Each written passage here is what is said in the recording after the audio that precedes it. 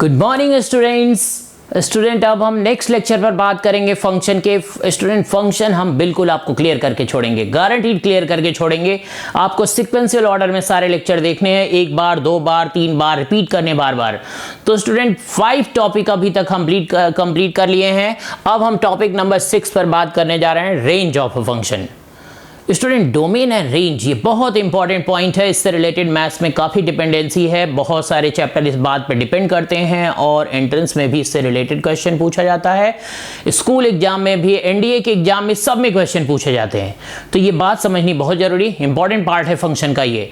तो डोमेन तो स्टूडेंट हमने क्लियर कर लिए। डोमेन में हम क्या देख रहे थे, y = fx एक फंक्शन है, तो क्या क्या x पॉसिबल होगा जिसके लिए y डिफाइंड हो, उन सारे x को हमने कलेक्ट कर लिया। That is the domain of function, that is the domain of function. And student जब हम वो x जो इनपुट, जो डिफाइंड y डिफाइंड है, जो इनपुट हम देते जा रहे हैं वो इनपुट देंगे, तो जो आउटपुट आएगा उनको अगर हम कलेक्ट कर लें, दैट मीन्स y की वैल्यू कलेक्ट कर लें, तो that is the range of function. Okay, x की वैल्यूज का कलेक्शन किया जिसके लिए y डिफाइंड हो, तो वो डोमेन ऑफ फंक्शन। और वो जो x आया उसको अगर हम इनपुट दे दें तो कह रहे हैं कि जो y आएगा उसका कलेक्शन कर लें, तो student that is range of function. तो रेंज ऑफ फंक्शन से रिलेटेड हम क्वेश्चन देखने जा रहे हैं। स्टूडेंट क्वेश्चन नंबर 1 क्या है? क्वेश्चन नंबर 1 आप देखो, क्वेश्चन नंबर 1 क्या है, y = -3। स्टूडेंट ये कैसा फंक्शन है? पहले ही मैंने आपको बता दिया था कि ये कांस्टेंट फंक्शन है, ये कांस्टेंट फंक्शन है। स्टूडेंट कांस्टेंट फंक्शन के रेंज की जब भी बात होगी, range of this function is, जो कांस्टेंट वैल्यू हो उसको सेट के अंदर रख लेंगे, that is the range of constant function. Constant function की रेंज क्या होगी, वो कांस्टेंट वैल्यू है सेट में रख लेनी है, that is the range of constant function. Okay बच्चों, next question number 2, y = x। Student ये कैसा फंक्शन है? ये आइडेंटिटी फंक्शन है। इनपुट और आउटपुट जब दोनों इक्वल आने लगे तो उसको हम आइडेंटिटी फंक्शन बोलते हैं। स्टूडेंट आइडेंटिटी फंक्शन का भी डोमेन, इस फंक्शन का डोमेन क्या होगा? All real number. Identity function का डोमेन भी रियल नंबर और रेंज भी रियल नंबर। इसका रेंज क्या होगा student? All real number. And next question है स्टूडेंट, y = -x+1। स्टूडेंट ये लीनियर फंक्शन है और लीनियर फंक्शन की रेंज क्या होती है? All real number. ओके बच्चों, ये 3 बात तो आपको लर्न करके रखनी। कांस्टेंट फंक्शन की रेंज क्या होती है, आइडेंटिटी फंक्शन की रेंज क्या होती है, लीनियर फंक्शन की रेंज क्या होती है। ओके, नेक्स्ट हम बात करने जा रहे हैं स्टूडेंट क्वेश्चन नंबर 4 पर, that is y = x² + 2xn + 3। Quadratic function की रेंज बतानी है। स्टूडेंट क्या बताना है हमें? क्वाड्रेटिक फंक्शन की रेंज बतानी है आपको। क्वाड्रेटिक फंक्शन की रेंज बतानी है, तो स्टूडेंट आप देखो कैसे बताएंगे हम, ये बात ध्यान देनी है आपको। क्वाड्रेटिक फंक्शन की रेंज कैसे बताते हैं? तो स्टूडेंट क्वाड्रेटिक फंक्शन की रेंज बताने के लिए हमें पहले कंप्लीटिंग स्क्वायर करना होगा। तो आप देखो x² + 2xn + 1 - 1n + 3। स्टूडेंट आप देखो यहाँ से कितना हो जाएगा, y = x + 1 का whole square n + 2। Completing square करके हमने पहले इस फॉर्म में फंक्शन को बनाना है क्वाड्रेटिक के लिए। और बनाने के बाद स्टूडेंट यहाँ पर y की मिनिमम वैल्यू पता करनी है और y की मैक्सिमम वैल्यू पता करनी है। स्टूडेंट y मिनिमम कब होगा? जब ये मिनिमम हो और स्क्वायर की मिनिमम वैल्यू 0 होती है, तो 0 + 2 कितना आ गया? 2। y की मिनिमम वैल्यू आ गई बच्चों, y की मिनिमम वैल्यू आ गई। अब हमें क्या करना है, y की मैक्सिमम वैल्यू, स्क्वायर की मैक्सिमम वैल्यू स्टूडेंट इन्फिनिटी होती है, तो y maximum tends to infinity, that means y belonging to 2 to infinity. And student इस फंक्शन का रेंज क्या होगा? Range of this function is 2 closed interval 2 to open interval infinite, that is the range of this function. इस function की student ये range, इस function की ये रेंज। ओके, कांस्टेंट फंक्शन की रेंज कैसे फाइंड करते हैं, आइडेंटिटी फंक्शन की रेंज कैसे फाइंड करते हैं, और लीनियर फंक्शन की रेंज कैसे फाइंड करते हैं, क्वाड्रेटिक फंक्शन की रेंज कैसे फाइंड करते हैं, इतनी बात मैंने आपको क्लियर कर दी है। 4 फंक्शन से रिलेटेड बातें क्लियर कर दी है। अब हम देखेंगे रैशनल फंक्शन अगर आ जाए तो स्टूडेंट उसका रेंज कैसे फाइंड करना होता है। Rational function, student quadratic function की अगर रेंज फाइंड करनी होगी तो यही अप्रोच आपको अप्लाई करनी है। और भी बहुत सारी अप्रोच हैं, लेकिन वो अप्रोच कहीं कहीं उसमें प्रॉब्लम है। ओके, ये जो कंप्लीटिंग स्क्वायर के थ्रू मैंने आपको बात बताई, ये बिल्कुल 100% करेक्ट। ओके, आगे बढ़ते हैं हम। नेक्स्ट क्वेश्चन नंबर 5 स्टूडेंट करें कि y इक्वल टू क्या है x बाई एक्स प्लस 1। आप देखो ये कैसा फंक्शन है स्टूडेंट, रैशनल फंक्शन है। बहुत इंपॉर्टेंट बात आ चुकी है, रैशनल फंक्शन की हम रेंज कैसे फाइंड करते हैं, अब वो बात समझनी है आपको। रैशनल फंक्शन का डोमेन हम कैसे फाइंड करते थे वो बात तो आपको क्लियर है। रैशनल फंक्शन की रेंज, ओके स्टूडेंट, क्या करना है, यहाँ से हमने इसको इसके साथ मल्टीप्लाई किया तो x y plus y equal to x, okay student, x minus x y equal to y and x taking common 1 minus y equal to y, 1 minus y equal to y। Student x की value कितनी आ गई, y by 1 minus y. Student domain find करना होता था तो हम y को डिफाइन करते थे और x की वैल्यू आ जाती थी। रेंज फाइंड करना होगा तो हम x को डिफाइन करेंगे, y की वैल्यू आ जाएगी। x को डिफाइन करेंगे तो y की वैल्यू आ जाएगी। वो जो y की वैल्यू होगी वही रेंज की इंफॉर्मेशन हमें प्रोवाइड करेगी। ओके, ये बात ध्यान रखनी है। तो पहला वर्क क्या है हमारा स्टूडेंट, कह रहे हैं कि पहले हमें y x में था, x को y में ट्रांसफर करना ही हमारा काम है। ओके, ट्रांसफर कर लिया है तो स्टूडेंट यहां पर क्या होगा, आप देखो यहां पर क्या होगा, here x defined, student x कब डिफाइंड होगा, x defined if denominator is not equal to 0। Student ये तभी डिफाइंड होगा जब डिनोमिनेटर 0 नहीं हो। तो इसका मतलब y is not equal to 1, that means y belonging to complete R except 1। Student यही इस फंक्शन का रेंज होगा। Range of this function is capital R minus set of 1, that is the range of this function. इस function का student जो range होगा वो कुछ ही आएगा। ओके, बिल्कुल क्लियर लाइन मैंने आपको बताया स्टूडेंट। कोई भी रैशनल फंक्शन हो उसको इस तरीके से हम फाइंड करेंगे, कोई भी रैशनल फंक्शन हो उसको इस तरीके से हम फाइंड करेंगे। ओके प्यारे बच्चों, ओके। तो रेंज ऑफ फंक्शन से रिलेटेड अभी तक हमने 5 क्वेश्चन देख लिए हैं। 5 क्वेश्चन नहीं बल्कि 5 फंक्शन की रेंज कैसे फाइंड करते हैं वो हमने डिस्कशन कर ली है, उस बात पर डिस्कशन कर लिया स्टूडेंट। बहुत आसान है, x को y में ट्रांसफर कर लिया और उसको डिफाइन कर रहे हैं। ये बात आपको समझ आ गई।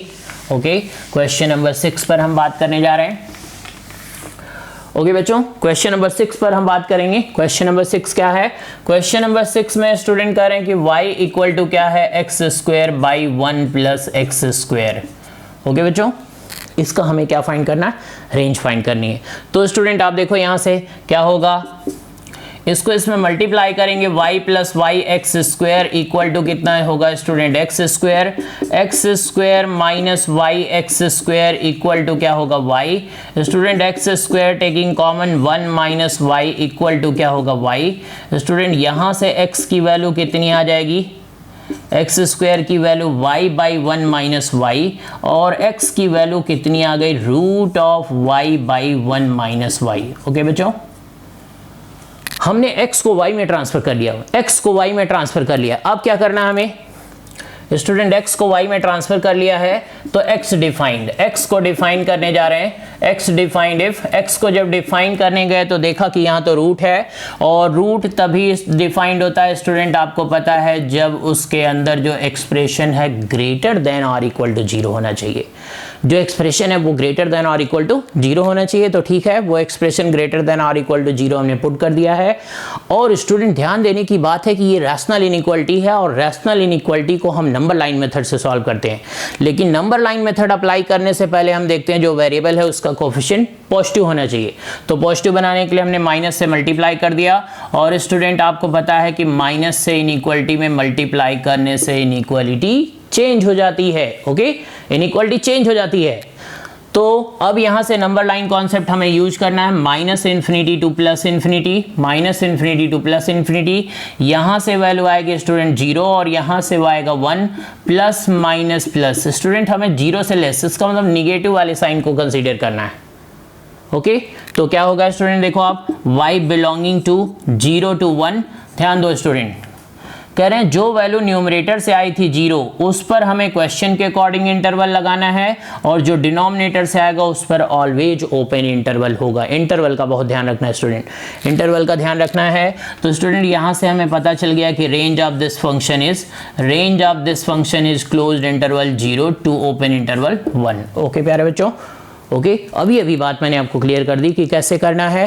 तो range of following function sir पर हमने अभी अभी बात कर ली है, रेंज से रिलेटेड हमने अभी अभी बात कर ली है। 6 क्वेश्चन हमने देख लिए। कितने टाइप के फंक्शन बच्चों, कितने टाइप के, कांस्टेंट फंक्शन की रेंज कैसे फाइंड करते हैं, आइडेंटिटी फंक्शन की रेंज कैसे फाइंड करते हैं, लीनियर फंक्शन की रेंज कैसे फाइंड करते हैं, क्वाड्रेटिक फंक्शन की रेंज कैसे फाइंड करते हैं, उसके बाद रैशनल फंक्शन की रेंज कैसे फाइंड करते हैं। स्टूडेंट अब हम बात करेंगे इर्रेशनल फंक्शन की रेंज कैसे फाइंड करते हैं।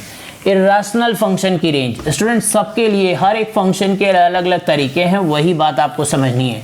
कोई एक फॉर्मूला नहीं है कि उसी से आप सारे टाइप के फंक्शन की रेंज बता दो। हर एक फंक्शन के डोमेन और रेंज को अप्रोच करने का अलग अलग तरीका है, लेकिन एक टाइप के फंक्शन को अप्रोच करने का एक ही तरीका है। रैशनल फंक्शन के डोमेन का एक ही तरीका है, चाहे जितने क्वेश्चन आ जाए रैशनल के। ओके बच्चों, तो क्वेश्चन नंबर 7 पर हम बात करने जा रहे हैं। स्टूडेंट क्वेश्चन नंबर 7 क्या है, y equal to root of 16 minus x square. Irrational function का डोमेन हम कैसे फाइंड करेंगे। तो बच्चों आप देखो यहां पर क्या होगा, इर्रेशनल फंक्शन का डोमेन फाइंड करने के लिए हम मिनिमम और मैक्सिमम की अप्रोच अप्लाई करेंगे। किसकी अप्रोच, मिनिमम और मैक्सिमम की। स्टूडेंट आप देखो